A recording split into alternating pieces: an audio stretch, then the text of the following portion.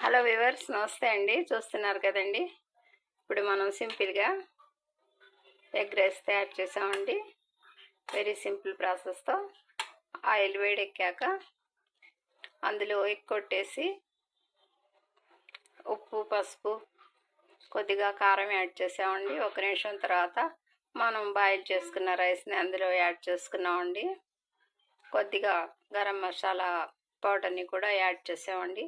Very simple ప్రాసెస్తో మన ఈ egg rice ready అయిందండి.